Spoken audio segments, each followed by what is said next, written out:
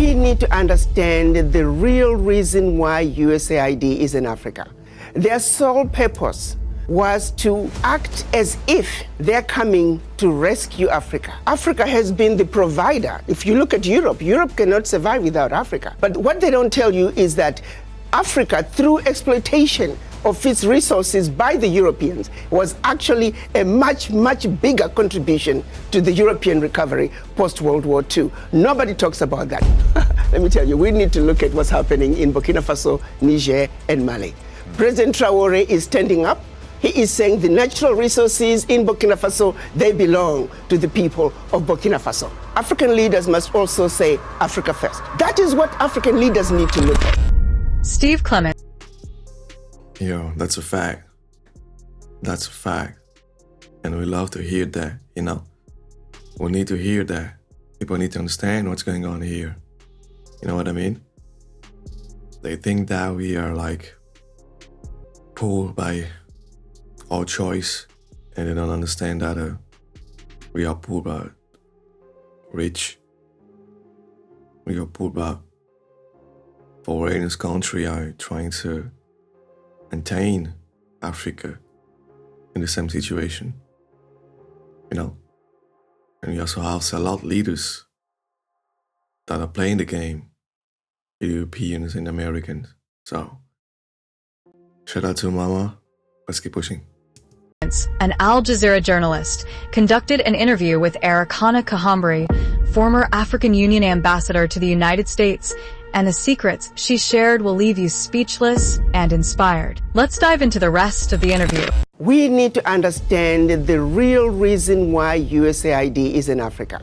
And not just USAID, but other NGOs. You look at DFID, which is the British equivalent, and many other smaller ones. Their sole purpose was to act as if they're coming to rescue Africa. They're coming to fill in the gaps in government services, gaps in education, gaps in healthcare, gaps in humanitarian services. They're coming in the guise of addressing issues to do with human rights, issues to do with environmental protection and social justice. They are coming in claiming that they are introducing grassroots initiatives that are going to help the people. And so they use that as a way to go into the most remote parts of Africa. They're talking about government advocacy. When you look at it on paper, it all looks really good. But they're actually wolf in sheep's clothing. They are using that open access sounding humanitarian to constantly destabilize governments. I can tell you right now, the majority of African leaders, and not just African leaders, but leaders in the developing world, are celebrating the exit of USAID. I was listening to a program, I believe it was CNN, and I was jumping up and down. It was a government official from Hungary. He was echoing the same sentiment. He said they are happy USAID is leaving Hungary because they are always supporting opposition. Their form of government advocacy is supporting whoever can keep the government in a turmoil. The majority of some of the workers, now the average USAID worker may not realize it, but quite a few of them are also operatives who are underground, and their major agenda is to destabilize governments, destabilize countries. If you think about it, their sole purpose, for example, filling in the gaps in healthcare and education. Where is the change? Show me one country that USAID was in and education improved. Show me what country where USAID was in and healthcare improved. We know that all those organizations, internationals, are not there for the sake of helping people. We know that for a fact. Because there's no receipt. Okay? You cannot show me any receipt about those organizations' work done in Africa and that succeed. It was a way to infiltrate countries, governments, create proxy wars, to destabilize governments, societies, countries, and to take over the resources, minerals, and if we can put some sellout leader to work with us, helping to steal the country resources, why not? That's a fact. Everything she's saying is a fact. 50 years, all this USD, all this organization in Africa, there is no result, there is no receipt. Not because Africans don't want that, because that's not the goal. We give you some aid here and there, but you give us access to your resources, to your minerals. And the only thing we are going to develop is the road between your minerals and the ports. That's it. To ship them out of the country. Let's keep pushing. The social services they are bringing, it's peanuts. The American taxpayer needs to know the billions of dollars that are being given to USAID, a fraction is making it to the people. Let's look at what HIV/AIDS was used to do. We know of a program that was run out of South Africa where they actually were injecting people with the virus. The reason some of the AIDS virus spread as rapidly as it did in Southern Africa, there were some very dirty games being played on African people. They were using Africans as guinea pigs for experimental activities. Even when you look at every aspect, they're using... I just have to stop right there a few minutes. That's true, that's a fact. And for those who know the South African history, you know that during apartheid, they created a vaccine. And there's a movie about that as well. They created a vaccine, white people created a vaccine to get rid of black South Africans. Okay.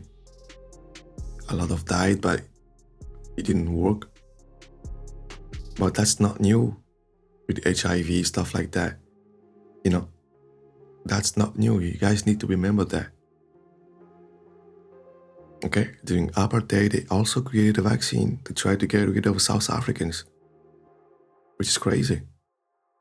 And the question we need to ask, all of us, is why, when they, especially Mandela, when they received their independence, why they let those people stay in their country? That's the real question to my South African people. They tried to create a vaccine to get rid of you because they wanted to make the country full white. They did not succeed. And you, Mandela, stuff like that, you let them stay in the country. You get explainers. We don't get it. Us as guinea pigs. Yes, there is some good, a percentage of some good, but not all of it is done with good intentions. You look at agriculture, they're destroying African agriculture by introducing those GMOs. You plant your seed in one season, your soil is finished. We used to have seeds that we can use from one season to the other. The introduction of GMOs through these agencies, USAID is one of them. We are destroying Africa in a massive way. A little good is coming out, but by and large, the end result, they mean no good. They can turn around and give us an inventory and say, as long as you have been in Africa and also other parts of the world, show us your success rate. You claim you are helping governments with education and healthcare. Show us your success rate. But I also turn around and say, African governments, why do you need this little aid to assist you in providing proper healthcare, proper education? The average African government can afford to provide those services for their people. Africa has been the provider. If you look at Europe, Europe cannot survive without Africa. One situation that people don't realize, post-World War, when the US came up with the Marshall Plan, what they don't tell you is that the contribution through exploitation of African minerals was actually the biggest funder of the European Recovery Plan, ERP, aka the Marshall Plan. US contributed $13 billion, which is now present day 175 billion, which, by the way, the American taxpayer must be paid back. Nobody's asking for that money back. That's the thing. We need to understand that. Because those leaders in Africa are not for their people, but only for themselves and their families. That's why they dance the dance with Europeans, with Americans, with those who want to come corrupt, steal the resources. That's all they need. The deal is that you, foreigners, help me to stay in power. How? You let your army here. If my people trying to kick me out, you use your army to protect me, and I'm gonna give you access to the minerals, to the resources. And you're gonna give me a cut. And I'm gonna make money for me, for my family, for my people. And I don't care about my population. That's what's going on in Africa. That's the only reason why it's still the way it is today. Okay? That's why when you see the difference with someone like Ibrahim Traore saying that, no, enough is enough. Uranium, gold, all the minerals are for Burkinabe people.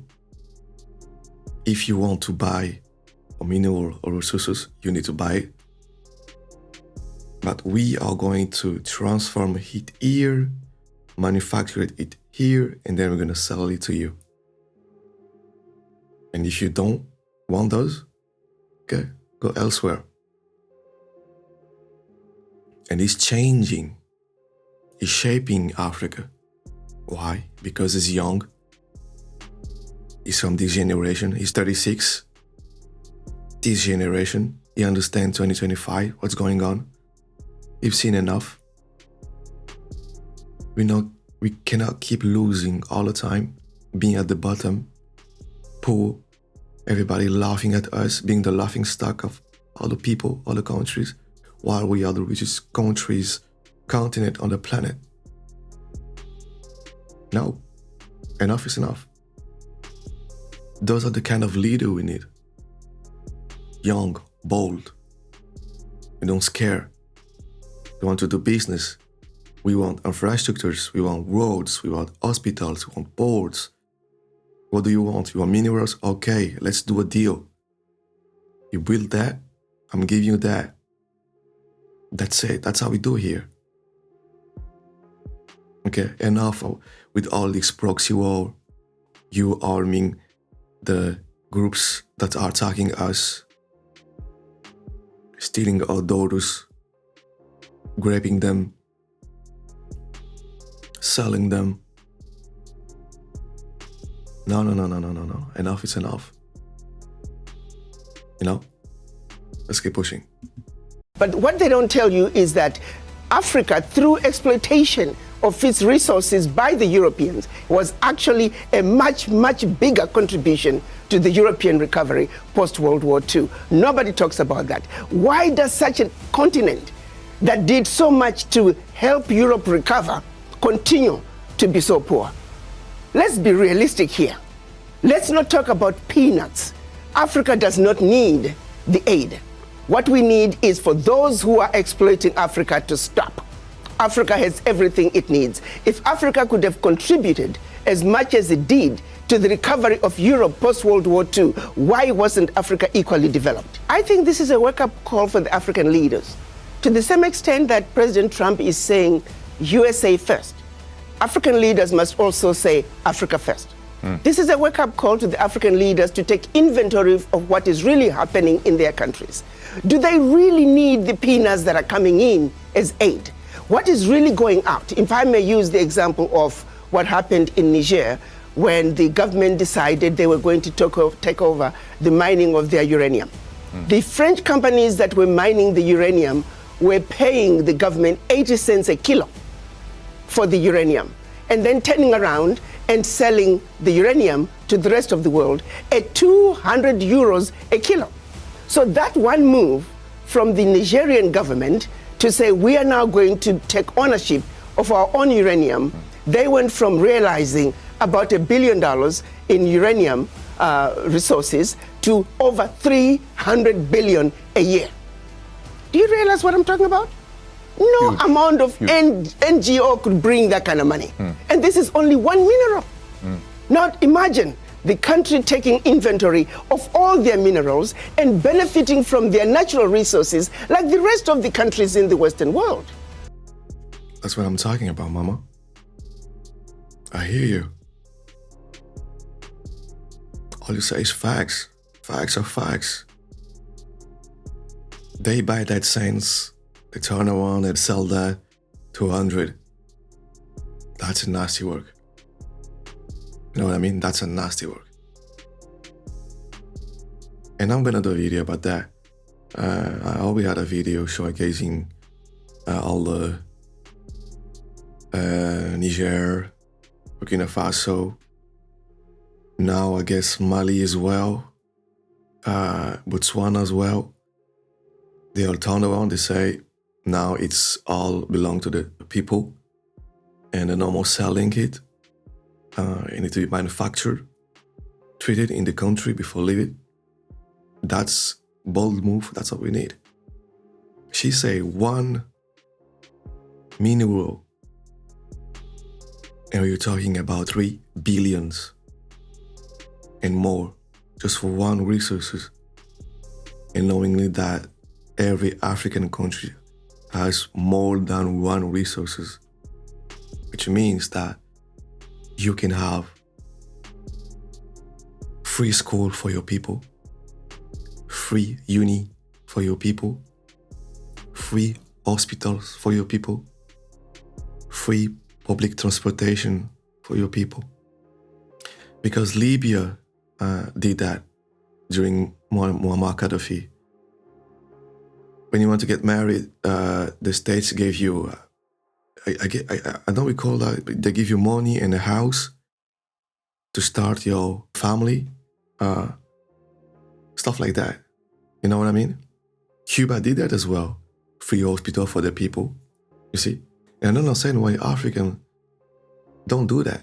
With all the money each country has, your people can have free access to university, schools, kindergarten, public transportations, hospitals. You know what I mean? You sell those minerals, and instead of giving money to your people, you give free access to those utilities to your people. That's great. And all of them can do that. But they don't doing that. They're stealing the money for themselves and their families. And that's the problem with the African leaders. And that's why Africa is not developing. That's why we need new leaders, new young leaders. That is what African leaders need to look at. Let me tell you, we need to look at what's happening in Burkina Faso, Niger, and Mali. President Traore is standing up. He is saying the natural resources in Burkina Faso, they belong to the people of Burkina Faso. Niger is doing the same thing. Mali is doing the same thing. Every leader must look at what's happening in the Sahel nations to say, like anybody else, you must take care of your people. You have your natural resources.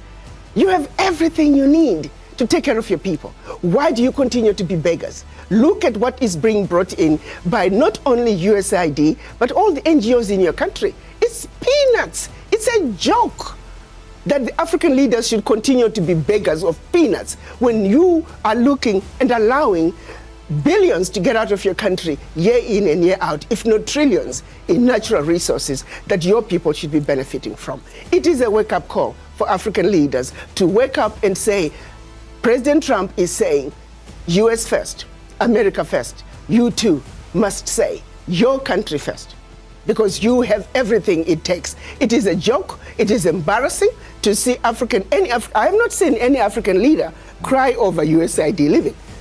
I can tell you for a fact, the average African leader privately is celebrating the exit of USAID because they know what is really going on. To be honest with you, why should African leaders care? Why should Trump care about Africa?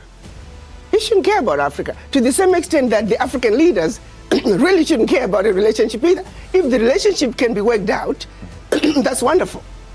But if President Trump is saying, I have a mandate from my own people to take care of my people, and I'm doing what I need to do to take care of my people, African leaders need to take that same position. You see, it takes two to tango. If President Trump does not want a relationship with Africa, Africans shouldn't be begging for it. I'm hoping that this will translate into African leaders looking from within, because they don't really need to keep looking outside. They have what it takes. It's a wake-up call, just like what happened during COVID. It was a wake-up call for African leaders to realize that you must begin to look within Africa to take care of yourself. When the chips were down, the world walked away from Africa during COVID. So that's a reality. No supplies were coming to Africa, Africans were not manufacturing anything, and African leaders... And they were giving Africans expired COVID vaccines. That's why so sad. You see, that's embarrassing. A whole continent.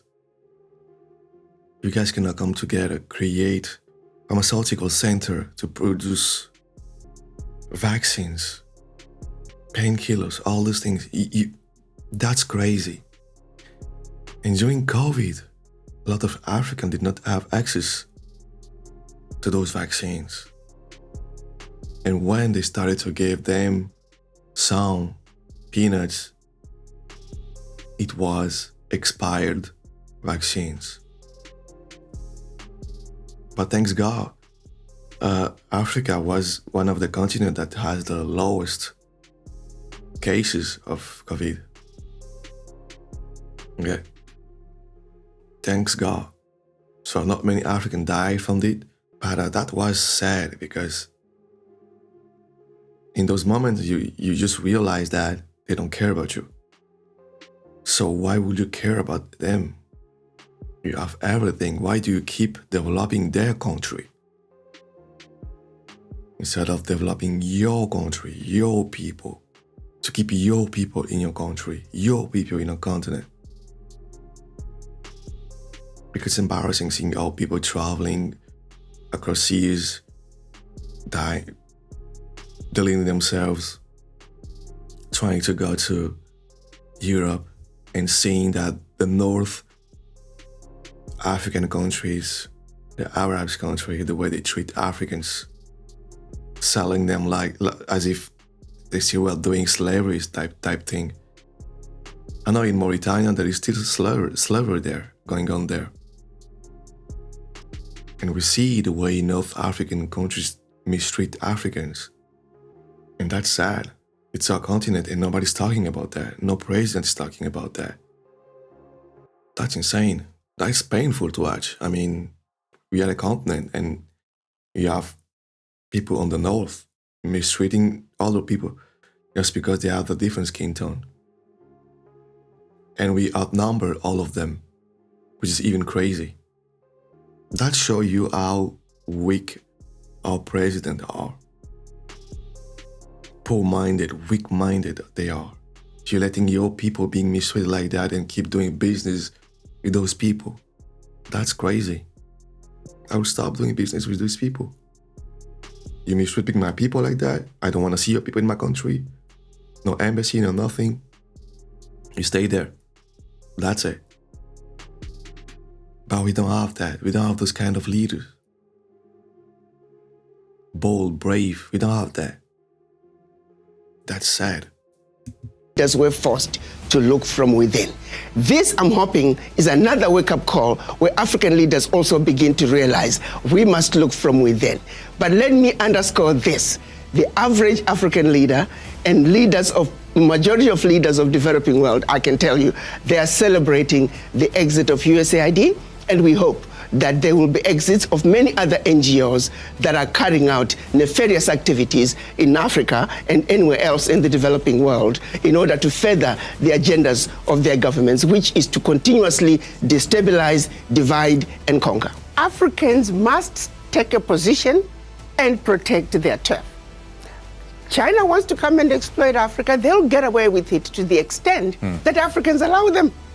The United States wants to come and exploit Africa, they'll get away with it to the extent that the Africans will allow them. The question is, does Africa have an African position when they come to the negotiating table with the world? The answer right now is no. Africa must unite. Africa must speak with one voice, and Africa must go to the world stage with one voice, one agenda, one plan that the world will have to respond. But as long as Africa is going to the world as little-bitty little countries, as Togo, as Eswatini, as Guinea-Bissau, Africa is fighting a losing game. That's true. That's a fact right there. And I never understood why Africans are still going to United Nations organization. For those who know, United Nations organization have 5 seats. For those who are in the Security Council: France, Great Britain, America, China, Russia. None of them represent Africa. All of them represent white country, one of them represents China. That's insane. So how are you going there? You are a huge country. You are a huge continent. Everybody wants your resources. And you go to the United Nations organization and you don't have one person that represents your continent, your race, your people. Why would you go there in the first place? China did the same thing.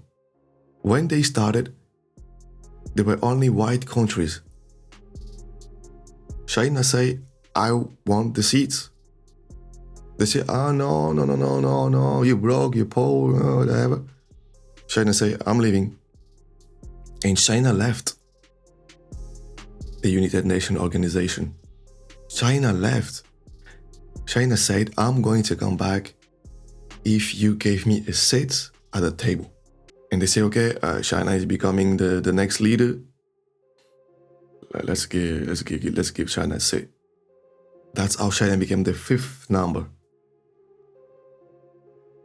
Under that, it was France, America, Great Britain, Russia. Because it was after the World War II. You see, they don't respect us. All these organizations don't respect Africans, countries. How can you explain to me? We do a meeting, India, all Africans country. China, all Africans country. That's crazy. One country is having a meeting with a whole continent. It doesn't matter if I'm rich, poor, broke, whatever. If I want to do a business, it's 1-1. My country, your country. But no way you are going to call the whole continent and I'm going to sit down and listen to you. That's crazy. That shows that they don't respect African countries. That's it. That's crazy. Let's keep pushing. Africa must unite and Africa must speak with one voice. That is the only way a strong, united Africa can take a rightful place on the world stage and be respected and stop the exploitation. If you go back to colonization, if you go back to the Christianity and how it was introduced, how we were trained to be subservient, in Africa, the rules of the game were the same. I think that what was done to brainwash black people around the world, long before they even left Africa, we are still suffering from that legacy of colonization, the legacy of slavery, where the people in power, they themselves don't believe they can do it. We still have leaders who believe you can't make it unless you're working with white people.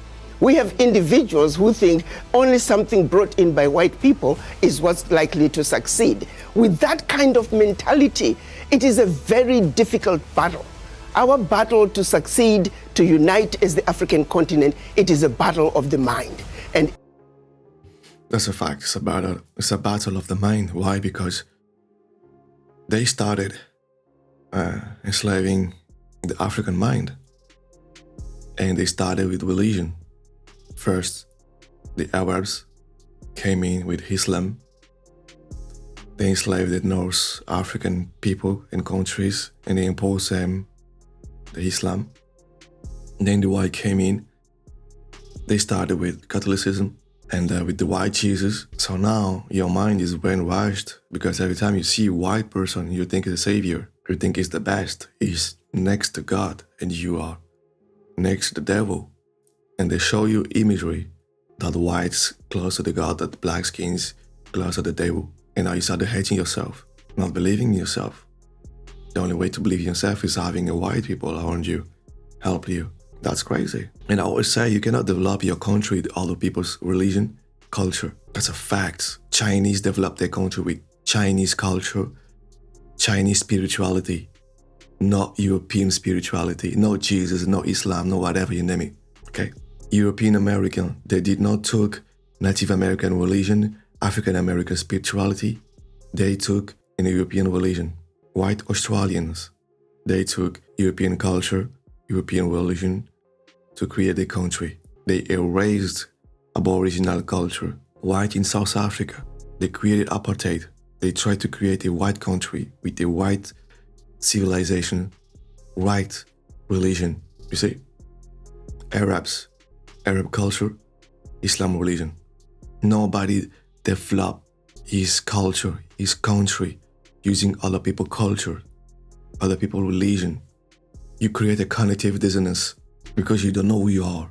You call yourself Christian or Islam or Judaism, whatever, and you call yourself African at the same time. Yeah, you can be both, but if it was a choice, but none of this was a choice. They was imposed to you by slavery. Okay, Europeans tried to bring Christianity in China back in the day. Chinese were deleting all the Christian. Every time they go, we're Christian, we believe in Jesus. You believe in what? No, we don't believe in Jesus. They deleted all the Christian that were there, tried to bring Christianity. That's why China remained the same. India the same. Colonized by the British, but they keep their religion, Hinduism. Okay? This is how you become strong with your own religion, own language. Okay? Own spirituality, own culture, own tradition. This is how you become strong. And then when you develop, when you up there, yeah, you can start to check other people's small pieces of their culture and try to use it. Other than that, you don't. Because it's not how you develop your culture. You know what I'm saying? Let's keep pushing. Each and every African must realize that we are defeated where it matters the most, which is the mind. Brainwashed to the core. Brainwashed to not believe in ourselves and what we can do as individuals. Wherein lies the problem. I think what's happening in the United States through President Trump is going to make them realize that this is what you need to do. You're going to have to pull yourself up by the bootstraps. President Trump is saying, I have a mandate, America first. So you Africans, are you going to sit back and just wait and see the next move that President Trump is going to make? Or are you going to also say, I have a mandate from my people and I'm going to do what I need to do? Take inventory of what you have in your country. Use it and use it wisely. No more begging. You don't need to have anybody filling the gaps in your educational system. You don't need anybody filling the gaps in your healthcare system. You don't need anybody creating initiatives in the most remote parts of your country because they claim that you, the government, cannot have access to that. How can somebody come from all the way from the United States, all the way from Britain, and access the most remote part of your country that you in your country cannot access? It is the most stupid thing. When you listen to the justifications and the explanations as to why they are there, it's a joke, and this needs to stop. Just finally, Ambassador, when you look at U.S. behavior retracting, we've just got a minute left, but I would love to know from you, what do you think about the UN? What do you think about the International Court of Justice? Because probably the contraction that we're talking about is going to happen in a lot of institutions. Do you worry that Africa will be worse off without those institutions? No, those institutions were created after the Second World War. United Nations, it took 4 weeks to create the United Nations. Why? In order to help the recovery of Europe. The World Bank, the IMF, it took 3 weeks to create them after the Second World War in order to aid in the recovery of Europe from its own self-implosion and destruction. So no.